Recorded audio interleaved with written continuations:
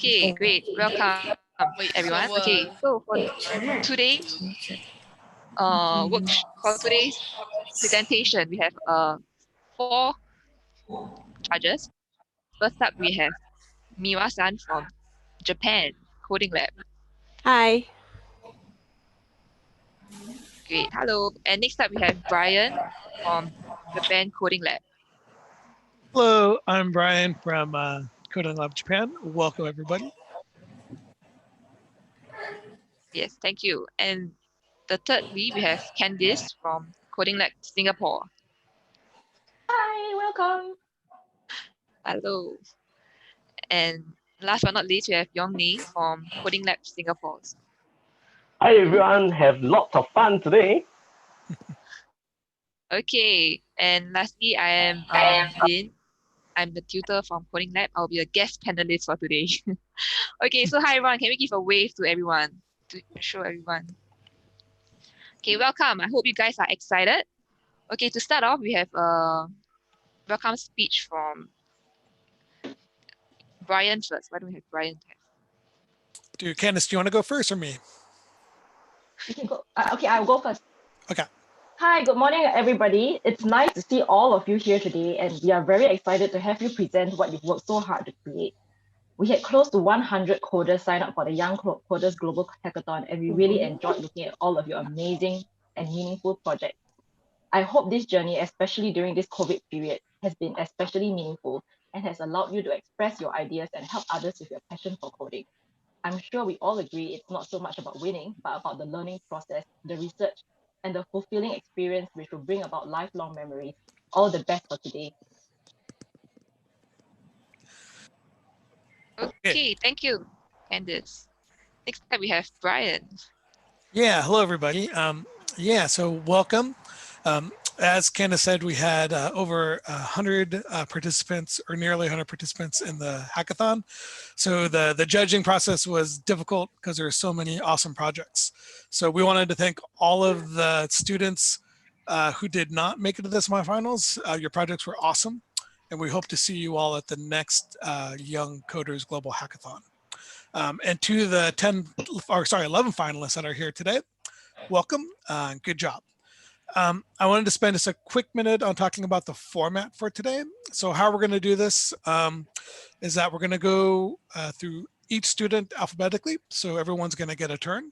And then the first round will be a 2-minute presentation round. So the students are going to be able to present their projects and talk about their project, answer some questions about who their project's for, what problem does the project solve, how do you envision your project to be used by others, and talk about the key coding ideas in your game, in your project. And then after that, there'll be a 3-minute question round. So the judges will ask some questions about your project, about the code in your project, and just sort of about the design of your project in general. Good. Okay. So then after that, after today, the top 5 students are going to be selected to compete in a final coding competition that's going to be held on May 2nd. And so the judges are going to choose the top 5 teams based on the following criteria. And so we're going to look at how well the projects addressed the hackathon challenge question. We're also going to look at the code of the project and the overall project design. And then we're also going to look at the presentations today that the students do, and then also the answers to the questions. Good. And I think the last thing to say is during the presentation and questions today, we ask that everyone be respectful of all their fellow coders. So try to keep your mics off if you're not talking, just so we don't get a lot of background noises.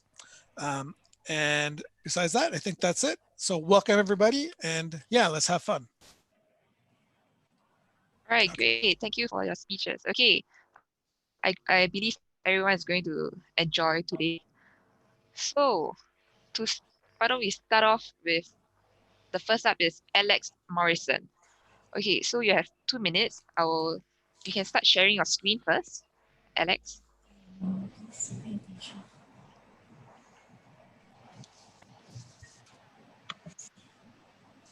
All right. So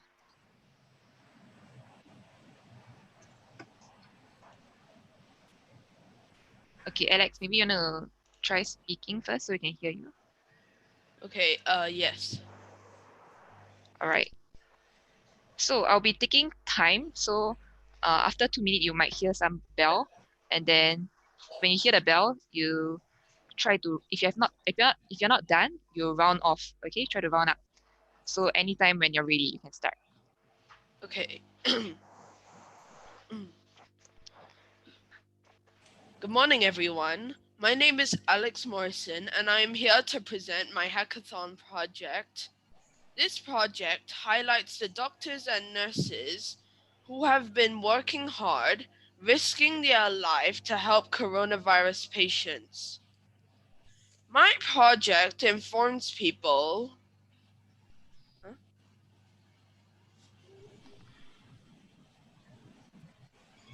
No, I'm not. My project informs people about the efforts and sacrifices of the health workers that educate people about COVID-19 to avoid being affected by the virus and in order to help the health workers. My code My code stands out among others as I focus on cloning to duplicate things that I want multiple of instead of creating different sprites. I also use broadcast to activate actions in various sprites. Although the coding was difficult with bugs and difficulties, I was able to make a simple game for people to play and learn about COVID-19 in a fun way. Thank you for listening to my presentation. Do you have any questions? Okay, great. Thank you, Alex. Well done. Okay, we'll give the judges some time. Yeah, good. So I will start. Welcome, Alex. Thank you. So we're just gonna ask a couple questions about your project and about the code. Um, so the first question we had is, so we have a story or a narration in the beginning talking about facts about the coronavirus. So how Yes. does your story move from one scene to the next scene? Well, my story usually uses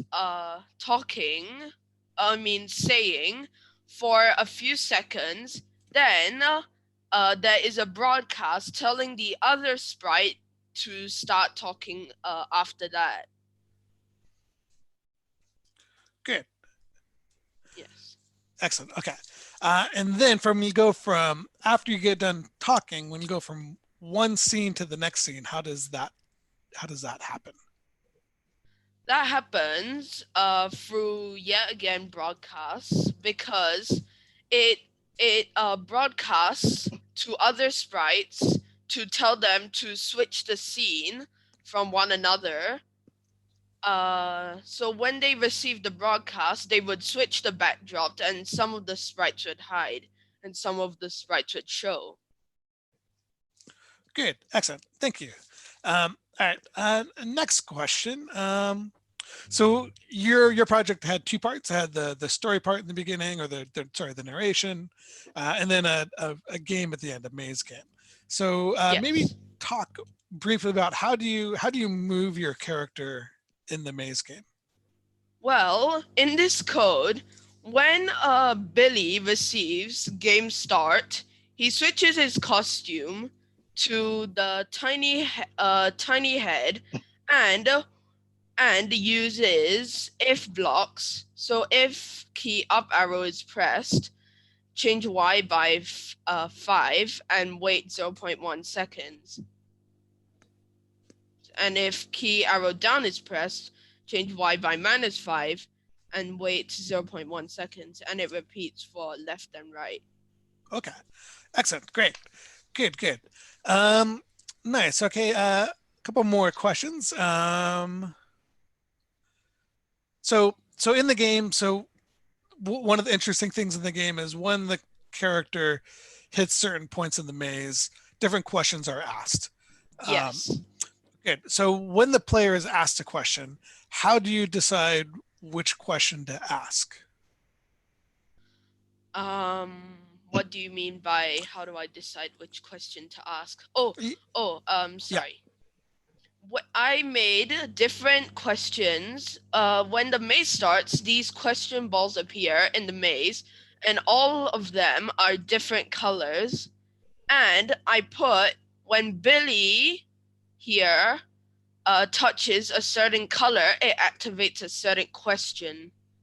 And then it sends it to the backdrop to switch the backdrop to that certain question, like here. Hmm. Question 2, question 3, question 4, and question 1. Okay. Excellent. Great. Thanks. I think that might be almost time. Is that right, Lynn? Or do we have a Yep, few more yep. seconds? Okay. Yeah, it was almost time already. Okay, thank you for Perfect. the questions, and thank you, Yeah. Alex, for the Yeah. presentation. Thanks, Alex. That was great and good work. Good project. Thank Yeah, you. You're welcome. great job. Okay, Alex, you can stop your share. Next up, we have Andrew Go. Okay, Andrew Go, you can share your screen. Okay. My project, Okay, so, can you yeah, see it? you can Okay. 3 minutes. You can My start now. project is called Save Gobo from the Virus. My project is created for both adults and children who have to leave their house to perform an essential activity during this pandemic. When people leave their homes, they're more vulnerable to the virus. They might catch it from someone's cough or sneeze or touch an infected surface. Unfortunately, not everyone might remember how to protect themselves. I have therefore created a fun, interactive, and educational game to help adults and children remember the many precautionary measures to stay protected from the virus. As the measures are intended for the general public, I would expect public organizations such as the Ministry of Health or the Ministry of Education or many schools would find it useful as a tool to promote safety measures. My project stands out for the following reasons. Firstly, it has a sensible storyline from the beginning until the end. Secondly, it is user-friendly. Thirdly, it is an original idea. Fourth, it is attractive because it is fun and interactive with appropriate music and sounds. Lastly, the final part of the game mimics a measure, hand washing. This is a summary of key code highlights from my project. The first key code I would like to highlight is how I made Gobo jump very smoothly. This part means if the Y position is less than minus 135, which is below where Gobo is supposed to stand, then it will move Gobo to the right height on the screen so that he is visible. This part means if Gobo is not in the air, then Gobo will move down by however much the gravity is, until he reaches the right height. The smaller this number is, the less gravity there is and the higher Gobo will be able to jump. If this space key is pressed and Gobo is not in the sky, the gravity will be set to 15 and Gobo will move down by however much up by however much the gravity is. The bigger this number is, the higher he'll be able to jump. I use text-to-speech to make it more entertaining and for people who are lazy to read. I use the think function to put the text that is being read on the screen for people who may not be able to hear. Thank you. Okay, great. Thank you. Okay, for question time. Thank you, Yeah. Andrew. Yeah. Thank you, Andrew. Good job. So a couple questions. So one you answered partly already, but I'll have you talk a little bit more about it again. Is how do you do the voiceover narration in your project? Text-to-speech. So it's an additional extension in Scratch. Okay. Pretty much in Scratch. Okay. Excellent. Good. And so the how for you have Gobo, you move Gobo around in your game. So talk a little bit about how you actually control Gobo. How do you make Gobo move? So it's kind of similar to Alex's maze thingy. Mm-hmm. So the left and right key, it's move X and Y. It's the if and where did it go? Here. Mm-hmm. If right and arrow, it's change X. Yeah. Okay. Good. Excellent. Andrew, Yeah. I have a question. how does your program show the questions and then later on decide whether the answer is right or wrong? So it uses if key 1, 2, or 3 is pressed. So if key, for example, key 2 is pressed, which in this case is the wrong answer, it would speak that and then it will hide. And then it will broadcast a message, which when the backdrop receives it, will change the backdrop. Okay. Good. And then along that same line, Andrew, so you have a lot of different questions. So how do you display your questions to the user? Broadcast and then show. Oh, okay, sorry. And then how do they actually see it on the screen? What do you mean? So when you're playing your game, a question will pop up. Oh yeah. And it'll say choose the mask or the So goggles. on Gobo, for example, when he's touching the shop, which is the restaurant, then it will broadcast a message. And then when that question there receives the message, it will show. Okay. Good. Excellent. Another question, Candace? We can. Yeah. How about any one more? How much time do we have, Lynn? 30 seconds. Okay. So what are you most proud about in your project, Andrew? I'm most proud that I managed to finish everything, for one, and two,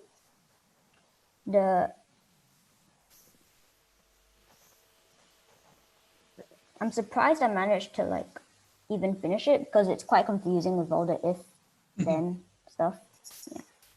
Good. So when fixing bugs, it's kind of hard. Excellent. All right. Great. Yeah. Good job, Thank you, Andrew. Thank you, Andrew. Okay, next up, we will have Ellery. So Ellery, you can share your screen.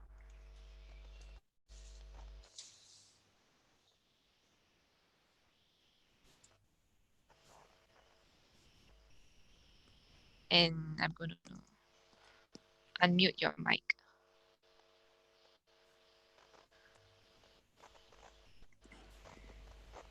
Okay.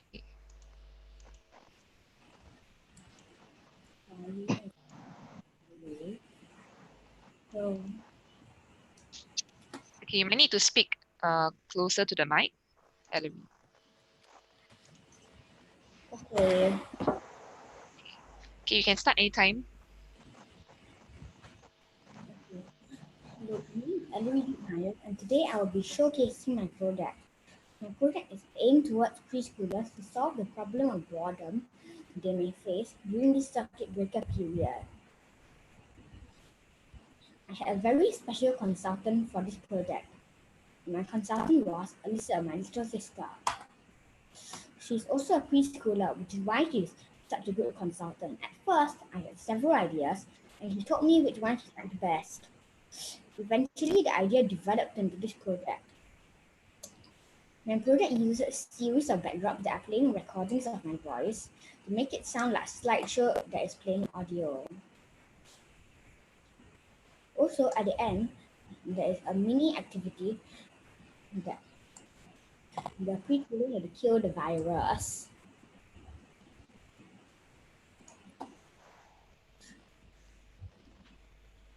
This is the most complicated Scratch project I've done so far, as there are many backdrops and I have never used the concept of slideshow and game before. Also, when you start, the pump is wearing a surgical mask in the game. I sped up the recordings to make it sound cuter and more light-hearted for the preschoolers. Okay, that's it. Okay, that's it. All right. Thank you, Ellery, for your presentation. Thank you. Get the next up with the questions from Brian. Yeah, I'll start. Hello, Ellery. Welcome. Good job. So in the beginning of your project, you have a information, a little bit of a story. So how did you make the introduction to your project? I built it by using a button that broadcasts something when it is clicked. Also, this broadcast will activate a series of backdrops that will play with recordings of my voice. Afterwards, when this button will appear, another button will appear to start the game. Good. Excellent. Excellent. So in the after your introduction, you have a start button that begins your game. How do the sprites in the game know it's time to start? Oh, well, it broadcasts, the sprite broadcasts something, and the sprites in the game receive the broadcast and begin. Also, when the attack spray pump touches one of the coronaviruses, it broadcasts it is touch or touch to, depending on which one it touches, and decreases the coronavirus's health. Oh, that's cool. Can I check, how do you keep track of the COVID virus's health? Oh, well, I use the variable COVID-19 health and COVID-19 health 2. This is the COVID-19 health 1 and this is the COVID-19 health 2 1. If its health is 0, then it will hide. Same for the other one. If both COVID-19's health are 0, it will broadcast dead, and it will hide the variable COVID-19 health and hide the variable COVID-19 health 2. When the state receives dead, it will set my variable to 0, switch the backdrop to dead corona, which is let me find the corona for you. This backdrop. Play a recording that says you win, or switch the backdrop to another one, and give a summary of all the points they should remember after this project. Okay, thank you, Ellery. I think time is almost up. Yep. So Yeah. thank you for your. Oops, sorry. Yeah. Good job, Ellery. Good project. Thank you, Ellery. Thank you. Okay, next up we have Erica. Can we stop your share, Ellery? Okay, Erica.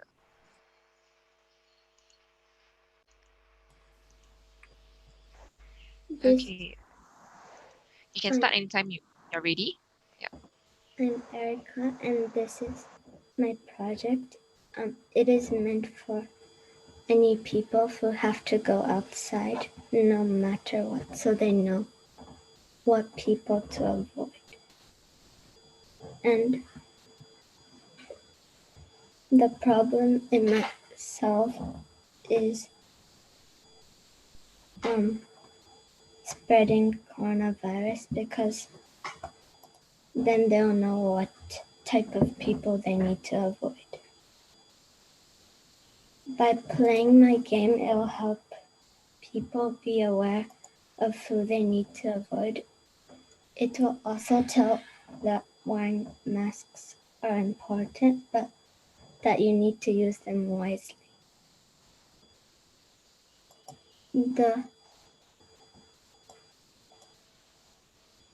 The summary of the key code highlight is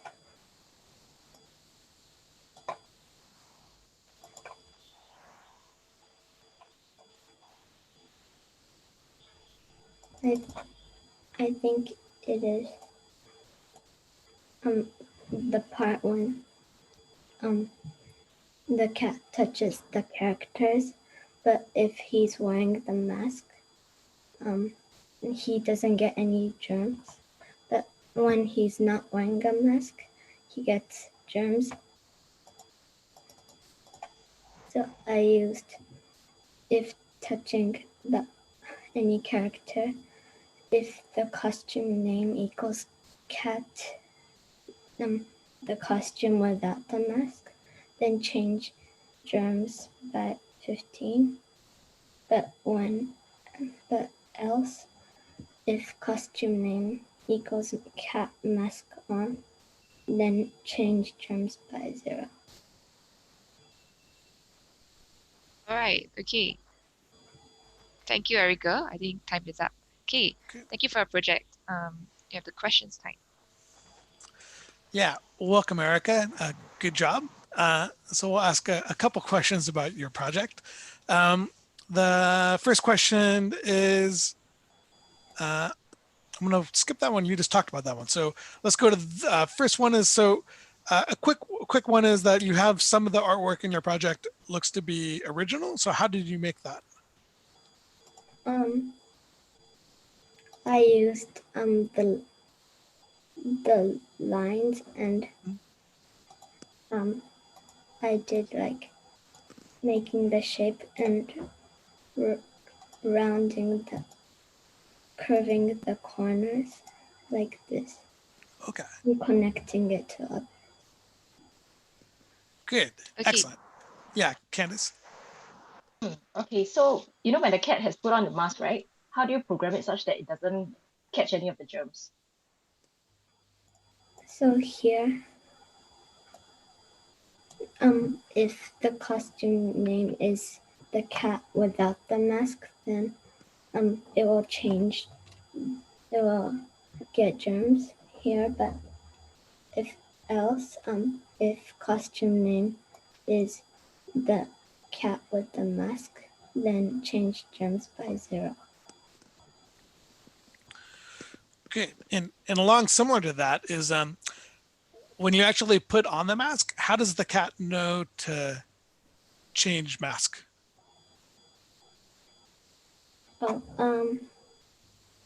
So when one of these masks are clicked,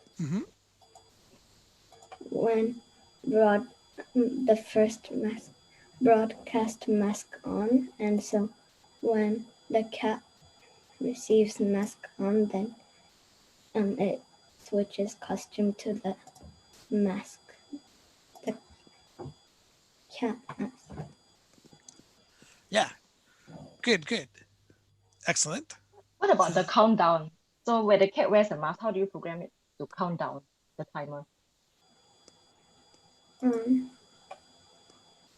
So when the timer also receives mask on, it will show and do the countdown.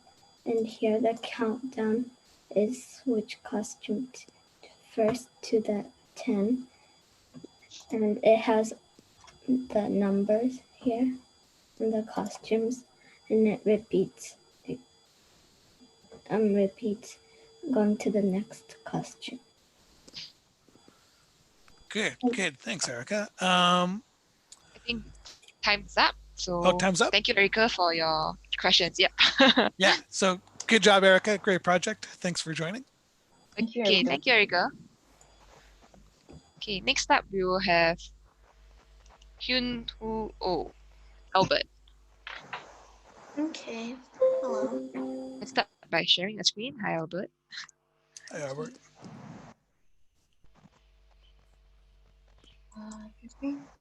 Yeah.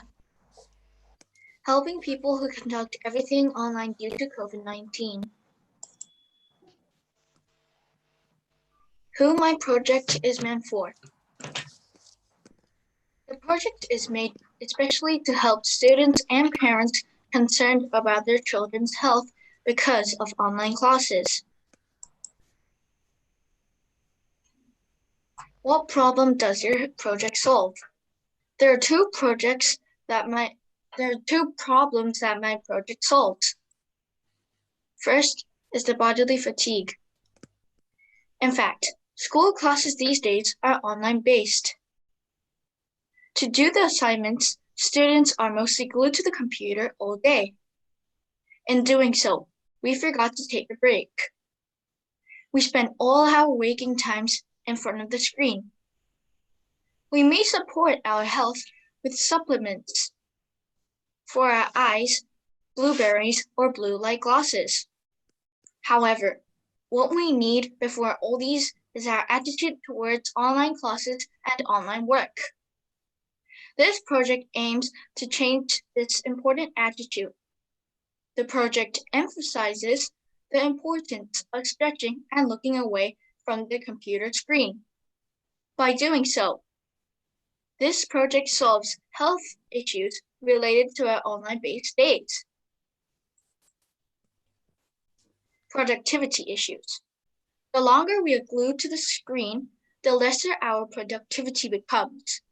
Thus, by promoting stretching and taking breaks for our eyes, this project increases the productivity and efficiency of our work.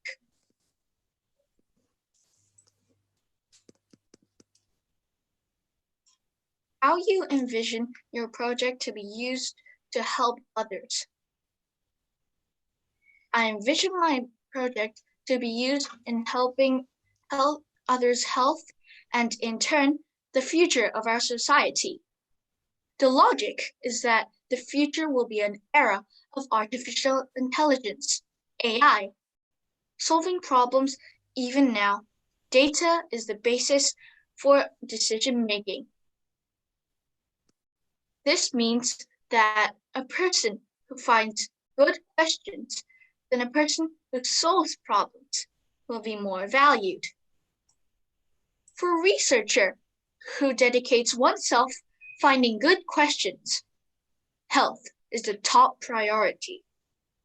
Imagine this project being implemented in the middle of such research by problem seekers.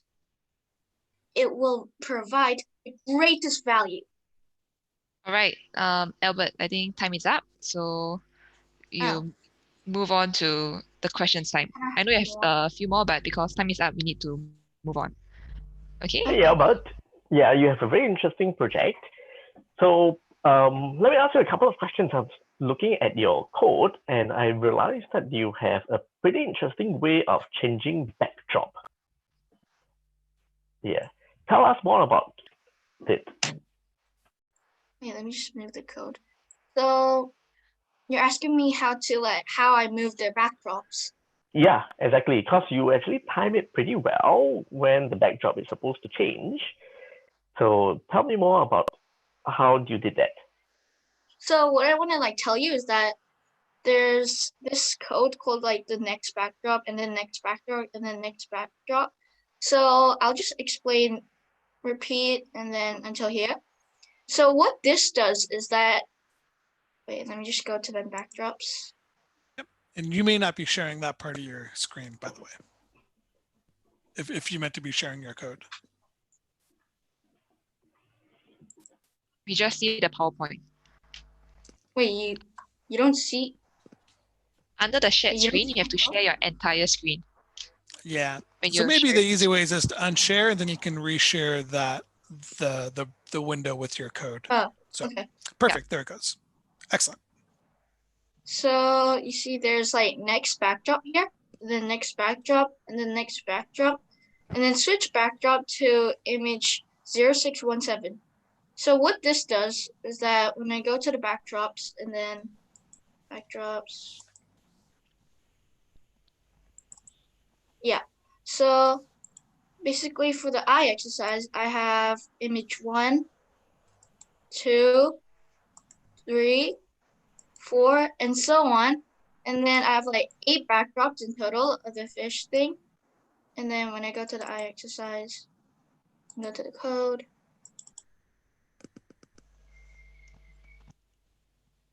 Okay, yeah. So what this count plus 1 does is that, so first it goes count equals 0, and then it goes to the first backdrop, and then second backdrop, and then third backdrop, and then until the fourth. Then it'll count plus 1, and then what this count mod 2 equals 0 does is that if it's divisible by 0, it'll just, since 1 is not divisible by 2, it'll just go back to the beginning and then start as 5, 6, 7, and then since this count plus 1 adds up again, which becomes count plus count equal 2, and then count mod 2 equals 0, it works, right? Because it's divisible by 2. So therefore, it goes to 8, and then since it changes to switch backdrop to image 0617, that's 8. And then it changed to the costume and then also the backdrop. And then that's how, like, I just use backdrop, switch backdrop, and then, yeah, that's how I do it. Okay, thank you. Understood. In the Good, interest good. of time, we just get one last question. So you did great. So you answered a couple questions there. So if you're going to add something more to your project, what would you add to it? So next time if I do such kind of thing like this, and then I do kind of the same thing, I would like to add something that, like, one more exercise that people can do, and then because, like, since, like, this is like short form of an exercise, and then, like, it's just like some kind of simple exercise that people can do but doesn't take too much, so, like, too much time, but the ratio to the time being exercising to the real time seeing the screen is really different. So therefore, I want to add more exercises. Okay. And Awesome. I also want to mention that because of the circuit breaker, like, people cannot go out.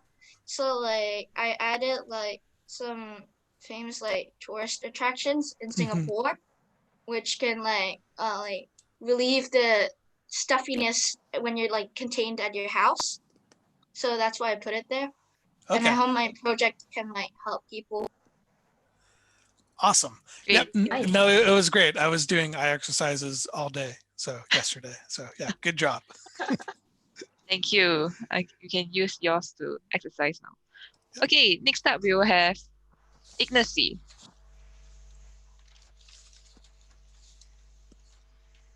Hello? Hi, Hello. Ignacy. Can you share your screen? Hey, I'm sharing it.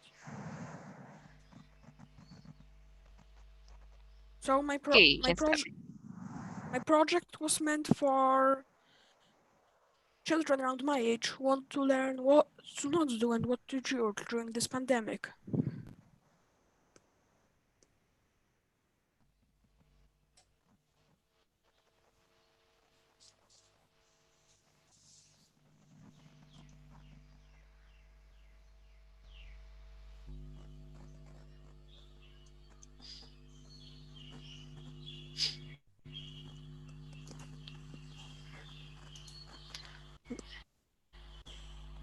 It's a quiz. It's an educational quiz game.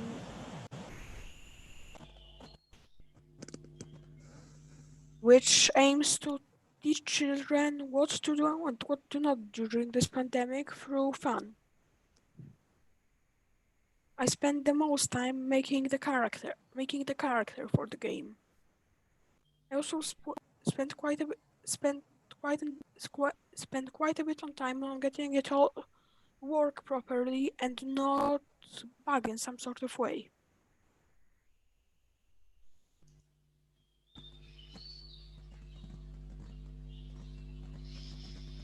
I'm quite proud of how it all turned out.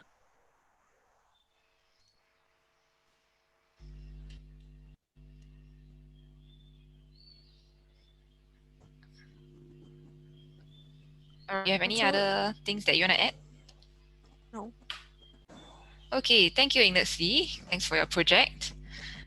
Okay, we'll move on to the Q&A. Yeah. So welcome to the hackathon. Thanks for joining. Ignacy, I really like the animation of the boy. Could you share with us more on how you made it? I drew it on Scratch and moved it a bit. I moved the individual parts of the character, such as the head, to make it look more hand-drawn. And I drew into empty spaces. Would you like to show it to us? Okay.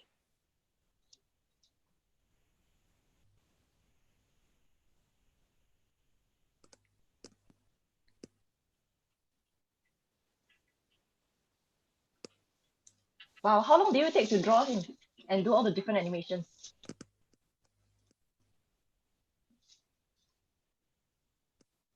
I think about a day. A day. Nice. Nice. So about the story in the project, how did you code the story? How did you synchronize all the animation and the voice and all of that? For this project, I had the character be controlled by the individual elements of the presentation. So the character speaking is just sent by the quiz itself.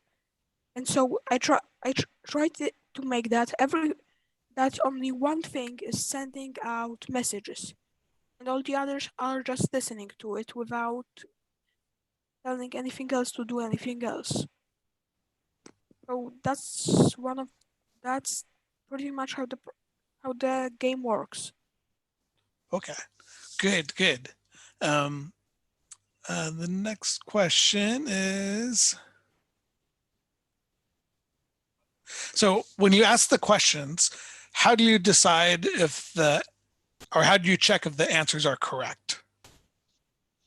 Well, I use this piece of code which I repeat in all the other questions, which is quite a simple way to check whether the correct key is pressed and whether the incorrect ones are pressed.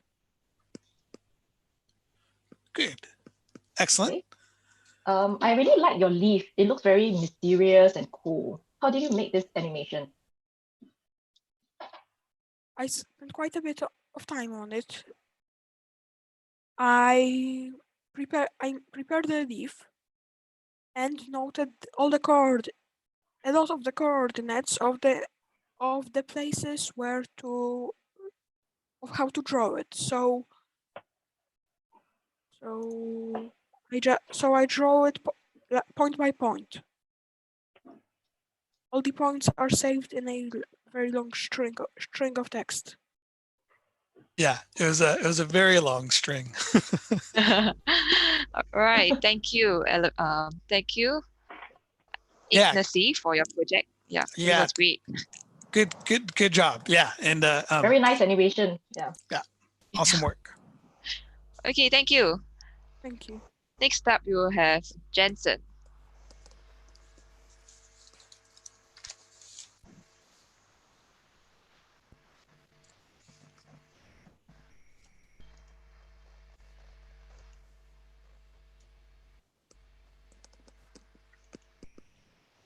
Okay, wait, Jensen, I'm gonna unmute you.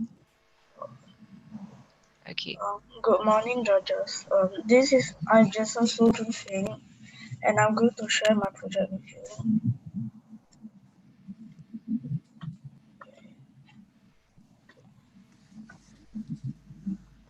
I created a project on the coronavirus. In this game, you are supposed to travel through obstacles and get to the end.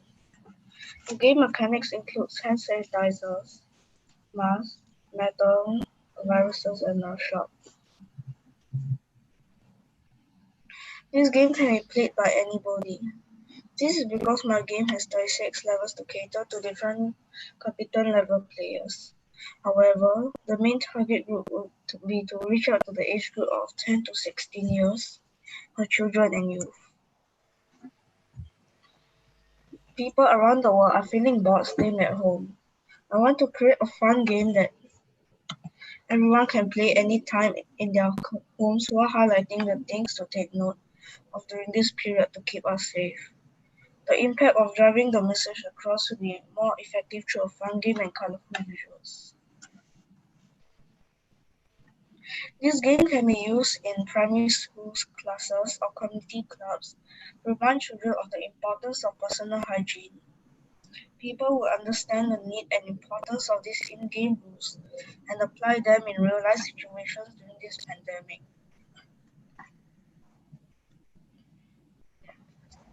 For the code, I use the variables and broadcast codes to make this game work, as well as other useful codes such as motion, looks, and sound.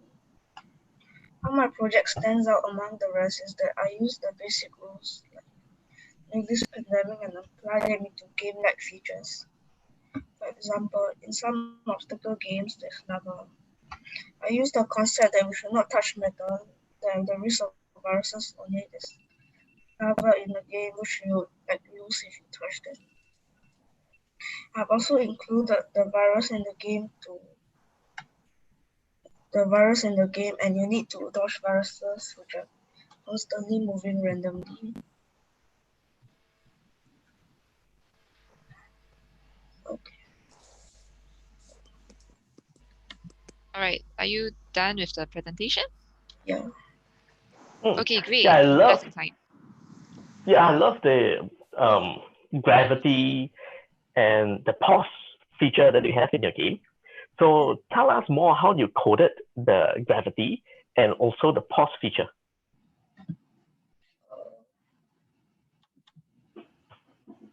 Let me go to the project first.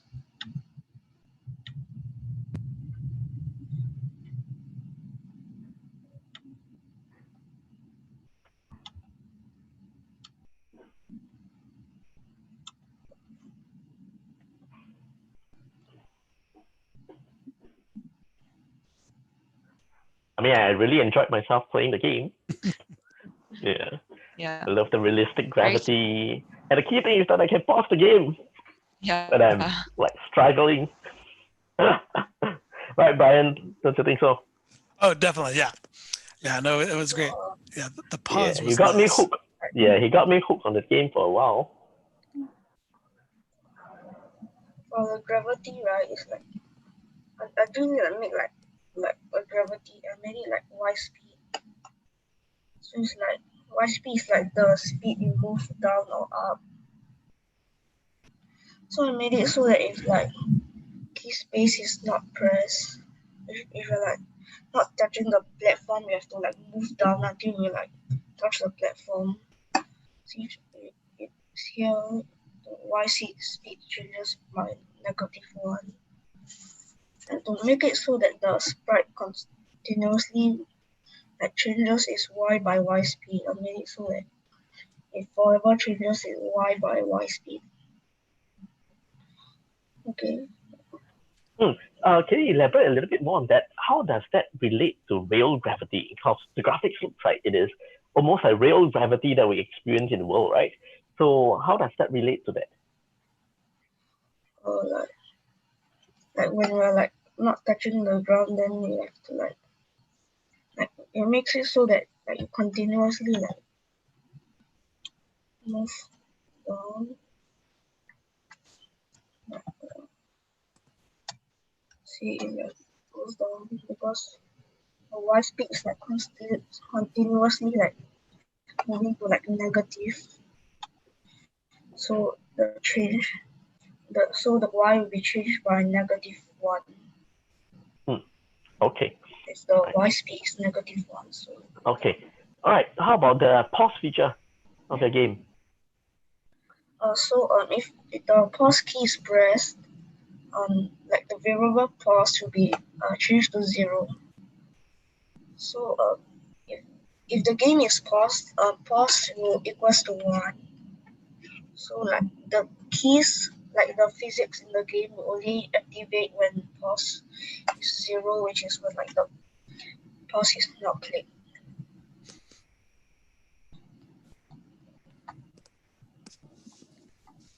All right, great. I think you answered the questions well. So, and time is almost up. So, thank you for your project. Yeah, great job. Awesome game. It was fun to play. So Yeah. Thanks, Jensen. Thank you. Yeah, great job. Okay, next up we have Joven Lim.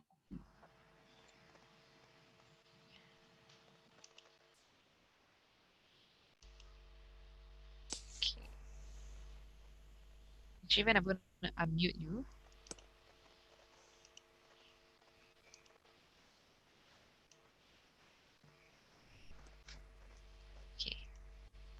You can start when you're ready.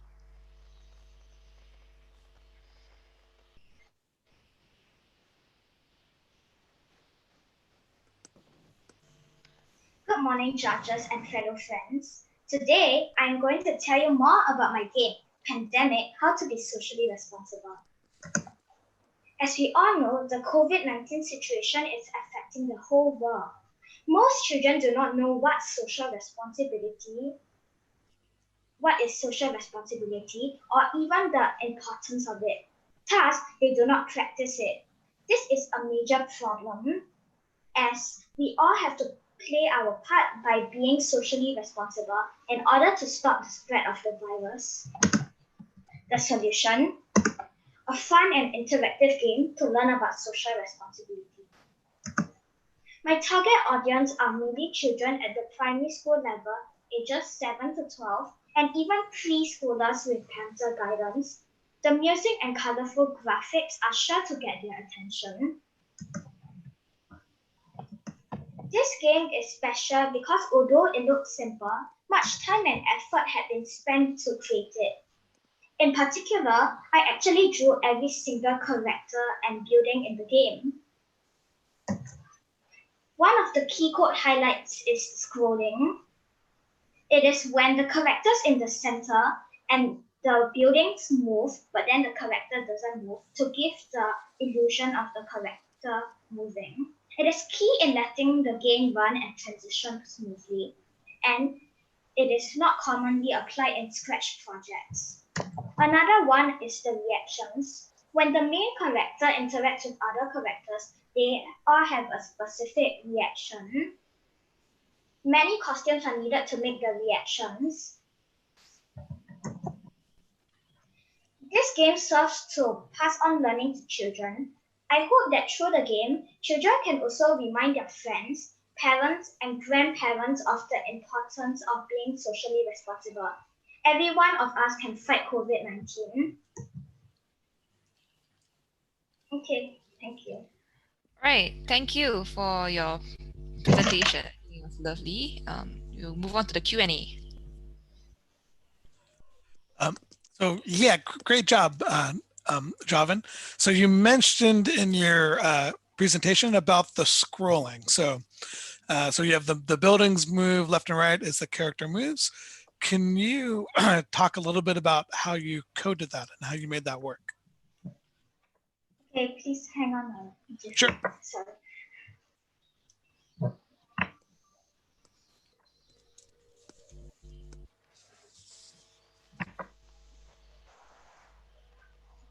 Okay, so inside I have a variable, and it's called scroll X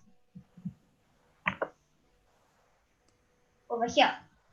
So this is a global variable. So whenever the character decides to walk, let's say left, scroll X will change. And when scroll X changes over here, also the building's X position will also change accordingly. So let's say I'm moving here. If you can see here, the scroll X is moving, the character still, but then the buildings are moving. So its X position is dependent on the scroll X, which is dependent on whether the left or right key is clicked. Okay, nice. Good work. So another thing in your game is when your player actually interacts with the other characters. Or actually, let me go back. So when you, in order to interact with the characters, you need to go into the different buildings. So you press the space key to do that. How do you decide if the player should enter a building and which building it should enter? Actually, it should enter every single building, and then the tool that decides whether the character should enter is in the things which can be interacted itself. So let's say I want to interact with this food center. So over here, is this piece of code. It says forever if it's touching you, the character, and the key space is pressed. So under these two conditions, then it's going to broadcast this interaction. But then this code isn't on everything. So the code on that this is on is the ones which this character is restricted to interact with. Okay, great. Yeah, that looks good. Yeah. All right, good And job. Oh, Young yeah. Ming. Oh yeah, one question for me. It is a very comprehensive game, almost like a real game that you have. So pretty complex. Tell me more. How did you do the planning to structure your game Oh, for your okay. coding? So at first, I didn't really have a plan. I was just trial and error. So at first I started off maybe thinking that I could do an animation on how COVID-19 started, but that failed. But then I tried again. Then maybe why not do this project? And then the structure, I had been thinking about it. What if I could do a game where you can explore the world? Because usually it's not very easy to make this kind of games, and then it could maybe impress the judges. It could be a little bit more sophisticated. So I thought I actually have a flowchart. I don't remember what it is, but I actually made a flowchart of the different events, and that was how I structured it out on the second day of development, if I'm correct. Ah, Okay. Nice. Do you do all the artwork by yourself? Yes. How long do you take to make it? Like all the buildings and the character? Only the artworks, right? Yes. I think artworks, I took 30 minutes. For everything? Because yeah. Oh wait, no, not for everything, for each building. Because I tried to make it as detailed as possible. Nice. okay, thank you. I think your game looks very interesting. Okay, thank you for your Thank you very much. project. Have a wonderful day. Good job. Good job. You too. Thank you, Thank you. Javen. Okay, thank you. Next up, we will have Paul.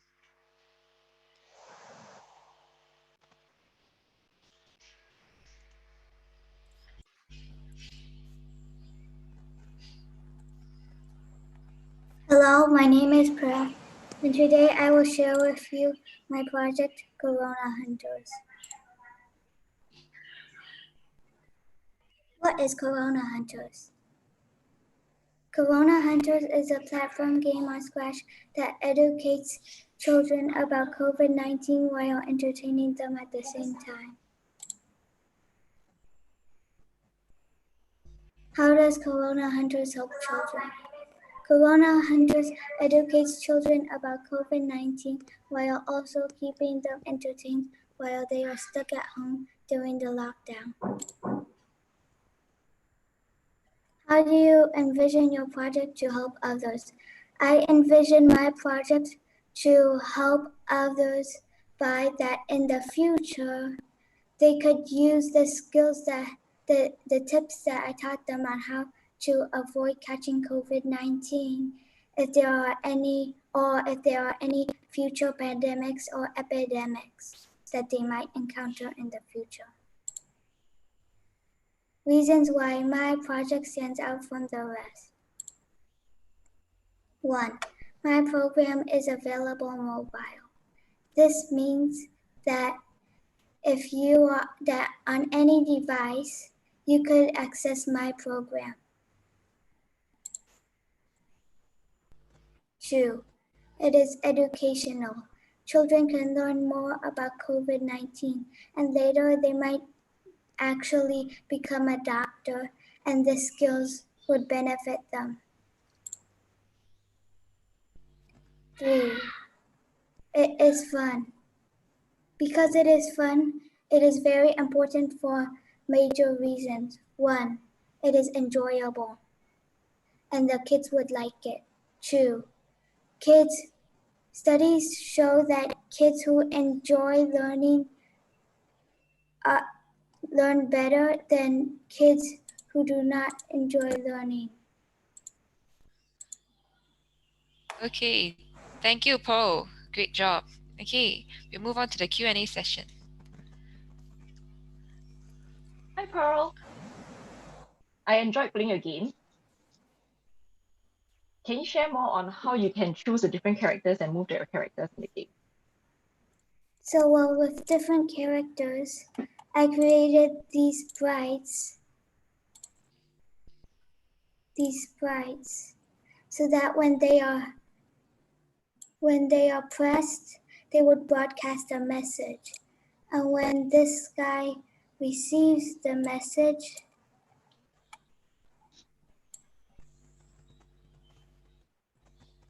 then they would push the costume. Also, some of the sizes are different. So I have to set the size if it is a certain costume. The characters move around with this YV and XV. Change YV by 0.5 means that they fall to the ground. If the D or right arrow is pressed, then it will change XV by 0.7. And then here it will change X by XV. It is the same for the left arrow. And actually, in your code, I can I see a lot of if loop within the if, if condition within the if within the if. So what is the purpose of that? To change Y by 1, change Y by 1, change Y by 1. But what does that do? What does that code actually do? Why do you need so many layers within layers? I kind of forgot. So anyways, I think it helps for to keep the guy above the ground and not stuck in the black stuff in the platform. Okay. Good. All right. Good. Yeah. Excellent. Yeah. Good. One more or another question, Pearl, is where did it go? So you talked about you had a mobile option and a PC option. That's great. What are some of the differences between the mobile and the PC? The mobile, you can jump higher. And the arrow keys are on screen. The reason why it's jump higher, because if I jump low, then I won't be able to jump on the wall. Okay.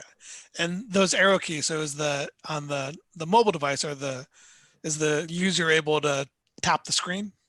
Yes. Okay. Good. All right. Great. I think Q&A was over. Okay. Thank you for your presentation, Paul. Yeah. Good job. Awesome project. Thank you. Yeah. Great job. Good job. Okay. Next up, we'll have Thaddeus.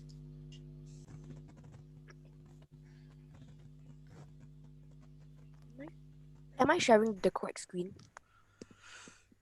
Yes. Now you are. See your presentation. Yeah. Hello, judges and fellow contestants. I am Thaddeus Aaron Cheung, and I'm here to present my hackathon project, COVID-19 Warriors. My target audience for this project are kids from 7 to 13. I have chose this target audience because I'm able to appeal to children my age because I know their desires and how they think. In the opening slides, my project has some cartoony sprites in my informative slides at the start of the game to reinforce what the players read with visuals.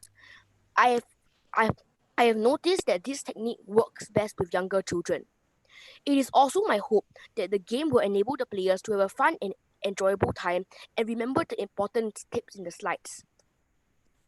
What can this project do? Many people do not know what to do in the time of the COVID-19 pandemic, and this is a very big problem. Some people do not know that masks cannot be reused too many times, and that is why this feature plays a prominent role in my game. I envision people playing my project and using my tips to help make the world a better place amidst this COVID-19 pandemic, like not hoarding toilet paper or food or being conscientious and have super social responsibility. My goal is to have people playing my project and remember that you have to change your mask every now and then and that you cannot reuse a mask too many times. My hopes and dreams for this project. I think my project can be applied in Singapore Student Learning Place, SLS, as an activity that students can opt to do. After finishing their HBL homework, they can have some fun playing my game and learn a few tips about the lockdown or the circuit breaker. Students will also be more engaged in my project compared to other age groups. What is different from my game? My game is a blocker game where you use the mask to block the COVID-19 viruses from touching the scratch cat. Something unique to my game is that eventually the blocker, which is the mask, gets darker and then it gets useless. And I think that is a factor that is mostly unique to my project, as I wanted to inform everyone that you can keep on reusing a mask over and over. Instead of making the viruses sense the mask in order to be blocked, I made the viruses sense the color of the mask instead, so that when the mask gets overused, it becomes darker and viruses just pass through it. I also used cloning to create multiple viruses and use broadcasters to end and start the game. Any questions? Okay, thank you, Thaddeus, for your presentation. I think it was great. Okay, questions. Hi, Thaddeus. Can you see my project screen now? Yes, we can Okay, see your thank you. project screen. I just wanted to check if you know, right at the beginning, right? You have different screens of the virus information, like Yes. states of COVID and all that. How do you program this part? Oh, I use a separate sprite, which I then use bitmap to fill the whole screen, and for that I entered in all of the codes, and I put in some graphics at the below. So one of these costumes fill the whole screen, and if I put it at X0, Y0, it will completely fill the whole screen as if it is a background. Then I use a variable called slide. When it starts, it will set slide to 1, and if the key space is pressed, it will change slide by 1, and if it is the final slide, which then slide will be 8, it will hide and set slide to a random number, and it will broadcast message 1, which starts the whole game. If the slide is not 8, then it will send next costume and wait 1 second. I see. Okay. So in the game, right? You know your mask, as they are being used to protect the cat, how do you make it degrade as you use it more and more? And the cat looking more and more sick and getting very blue and yeah. Oh, I really enjoyed making the cat. So I had multiple sprites for the cat, and in my code there is a forever loop in which it will detect if the health is below 90. It will set the cat to A2 and A3 and A4 and A5, which represents the increasing sickness of the cat. And for the mask, I use a variable called mask usage. When the COVID-19 particles in the clone touches the mask, it will change the mask usage by 1. And in the mask, I use the same concept as in the cat to check if the mask usage is above a certain number, then it will switch costume to costume 2, costume 3, and costume 4. In costume 4, it is completely useless and viruses will just pass through it. Great, thank you. Yeah, one more question. So one thing I found interesting also in your game is that the cat gets more sick or less sick depending on the virus that hits it. How did you do that? Oh, I did this one was a bit of trial and error. So the amount of health deducted is reliant on the size of the COVID-19 particle, and the size is randomized earlier as it spawns. So this code was more trial and error, because if I realized if I made it just affected by size, for example, if I took this out and replace it only by size, the scratch cat would lose health way too quickly. So I decided to use this where the size still plays a part, but a less substantial part, and it reduces health the way a normal one would. And then after that, I set my health to round health so that I wouldn't have a lot of decimals all the time. So if I check my health now, it will be 71. But if I didn't do this, it will be like 71.96555 something like that. Good. Awesome. Yeah, great. So good job. Yeah, the game was a lot of fun to play. So excellent work. Yes, Thank you. thank you for Thaddeus. your project, Thaddeus. All right, next up, last but not least, we have Jinmen. Okay. Hi. I do want to share screen, okay? Okay, sure. Good morning. My project, Fight COVID-19, aims to target anyone who plays games, particularly primary school students, but children of all ages and adults may also enjoy it. We all know masks, hand hygiene, and social distancing are important, but do people know how it matters? This project stands out because it educates people in a fun and interactive way about protecting against COVID-19 and the real-life impact of every measure we take on the infection, recovery, and death rates. It is replayable over and over again and exciting as you race against time. This project can be used as home-based learning for students. The main highlights of the code are in the sprites, which controls all complicated game activity. The spreading of cases is exponential until about 100,000 infections, when due to the large number of people infected, less new infections are recorded than the exponential model. I derived a formula for this from world meter data over 13 days. All the deaths are designed to match COVID-19 mortality rates and depends on whether there are enough hospital beds or not. Any active case that results in a death will be removed from the active cases, thus ensuring that deaths cannot exceed total cases. Social distancing will reduce infection rates with a special formula. For social distancing, I put different costs to show the effects of each. Treatment changes active cases into recovered cases. The coin clicker is designed to mirror how difficult or how expensive it is in real life to get those items. I also designed almost all of the graphics so it will be unique. In summary, what I tried to do was to design the code formulas to match real life standards. This way, the player knows how every step we make plays a different role in this pandemic. I hope everybody can have fun while learning how to protect ourselves from COVID-19. Thank you. Thank you, Jinmin. I think a wonderful presentation. Okay, move on to the Q&A. Welcome. So a few questions. So one is, so how did you make the coronavirus introduction at the start of the game? The animation. Or yeah.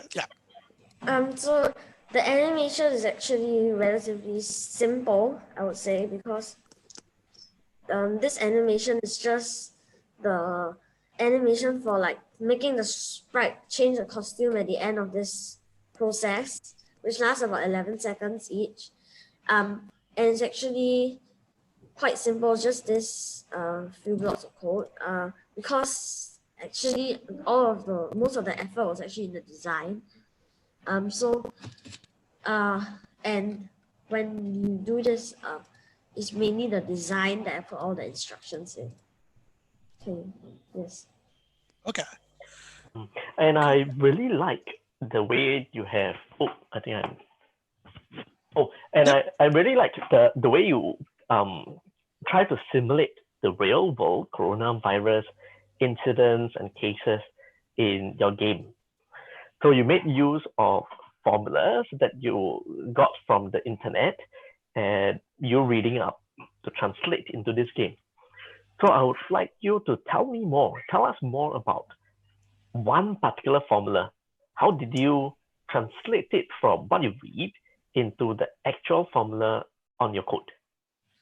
In my code, the formula was actually derived myself from a statistic using Excel to model the cases risen more realistically, because I thought that would be interesting and it would be more original. So this formula says that the factor reduced by the social distancing is equivalent to the square root of e to the power of social distancing. E is a number roughly 2.7, and this will make sure that every time a person clicks on the social distancing or another button, then the speed of which the cases will rise will reduce by a certain percent. Yes. Nice. Yeah, that is nice. I have a question about your game. So in your game, you actually track or keep track of what the players buy. So how do you keep track of all the things that the players bought? Okay, let's say you want this, if you buy this, then it will replace this item for which the computer will know it's a ventilator, for example, with the amount that you have bought. So during the list, after you've played a little bit of the game, then this will happen, and after you play a little bit of the game, the numbers will start popping up.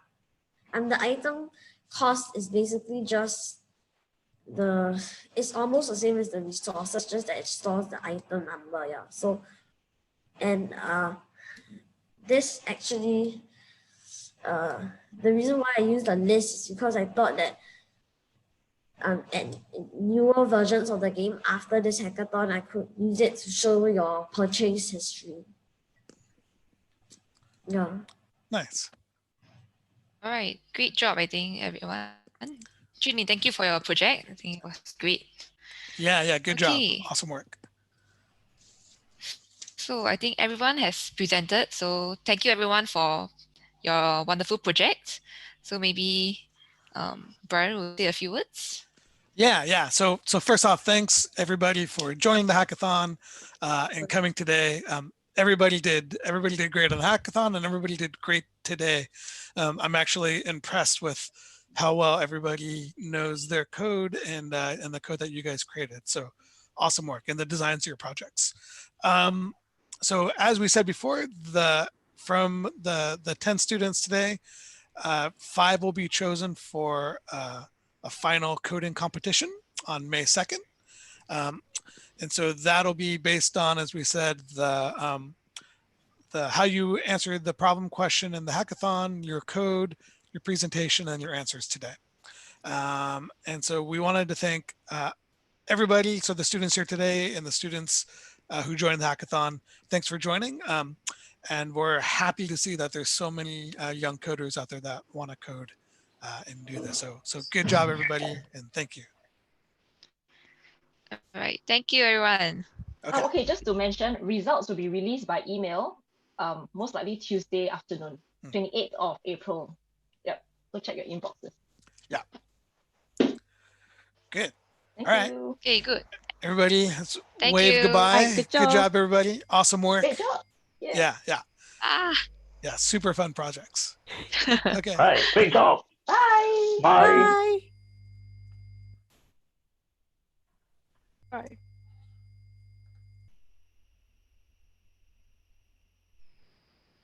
Good job, Ignacy.